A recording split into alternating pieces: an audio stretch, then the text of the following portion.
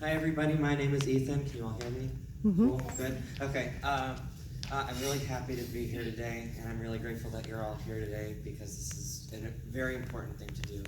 When I was in 6th grade, I remember that was when middle school started for me, and I had a lot of anxiety. I had a lot of severe anxiety, and I ended up even letting that interrupt how often I was at school. I used to just have to stay home because I was too nervous. I would make myself feel sick.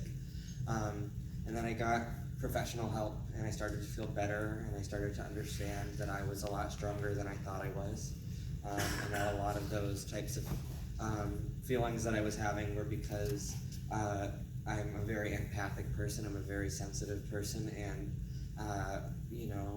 when things get put into your head and you believe them, you become them, and you can do the same thing to make yourself feel better about yourself, in my opinion. That's how I started to become who I am today. And I remember going to an event just like this when I was your age, and I was really, really empowered by them, so I'm happy to be at an event like this today, but on this side of the event. So maybe one of you will be there one day. I remember when I got to 7th grade and I was 13 years old, I started a journey that would permanently change my life.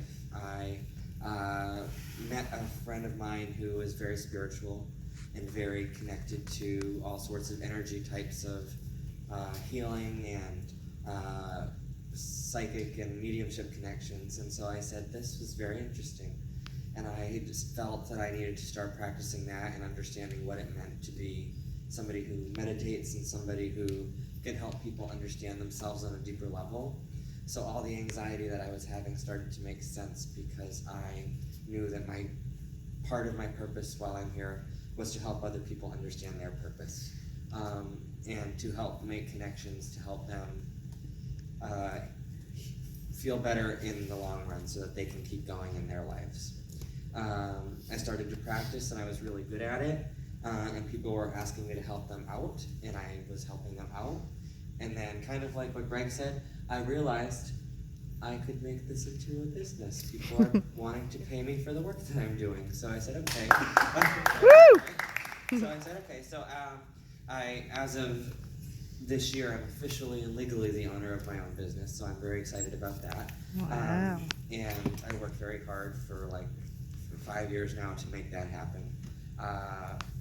Part of that was because I was too young to start a business when I started doing it, but you're never too young to start practicing something. So when I got to Pinkerton Academy, which is a really huge high school, there's a lot of kids that go there, I was very nervous because that was a lot of people, but at the same time I was also really excited because that meant that I could help a lot of people out.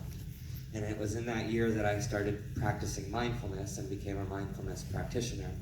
I actually bring mindfulness to the school to help the staff and teachers put it into their classrooms, but I also help them. I run a group for the students to meet so that they can learn how to help themselves, so that they can take a moment in their day, pause, and understand how to bring those tools into their everyday life. I continued to grow spiritually, and like I said, I started my own business, and it was working really well for me, and I was very excited about that, and I still am, because it's still becoming more and more, and I keep riding that wave and see where it takes me. But during all of these things that were going on in my life, I had a lot of things that were going on that a lot of people did not know or did not see. I think it was my sophomore year of high school, so I would have been about 15, turning 16 that year, and my parents were getting divorced, and it was for very good reasons. It wasn't necessarily a very pleasant experience for anybody, but it was for the right reasons. So I don't know how many people can relate to that in this audience, but I just want you to know that sometimes it's for the right reasons that is happening, and you just take a moment to see yourself as an observer.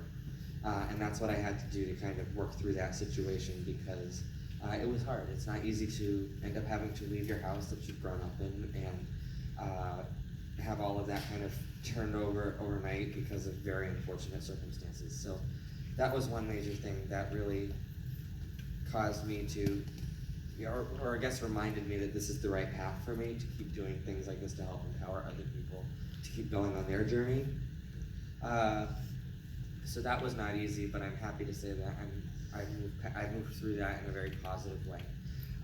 And another struggle that I've really gone through throughout my whole life was I was born with a heart condition, and I kind of battled with that through most of my life. I was not able to do anything too athletic, which was fine because I should not have been doing that anyways. For a lot of reasons besides the heart condition, it just did not my thing. But I was, I had a few surgeries throughout my life to support that, and then finally this summer, 3 months ago, I actually was told that I needed to have open heart surgery to fix the issue once and for all. So 3 months ago, I had open heart surgery, and Woo! And I'm happy to say that after that, I'm for the first time in my entire life, I feel fine, like walking up a flight of stairs, and I'm able to keep going. So Wow. It was a life-saving surgery for sure, because I was basically, for the last, about a year ago, I was told that I was pretty much at risk for a heart attack every day. So I'm no longer at risk for a heart attack every day. So that's really good. So I guess the point that I'm trying to make to you all is that you can, it's important for you to remember that people see you as they see you, and everybody has something that's happening behind closed doors that you might know about, you might not know about. Somebody might be a really positive person, and they might really be ambitious, they might be motivated, which is all really great, but they could also be sad, they could also be, held back, and there could be a lot of things that are causing that. So at the end of the day, it's important to just be kind to everybody, to just be respectful to everybody, to understand that everybody's going through something in their own way, just like all of you, and just be yourselves. Woo!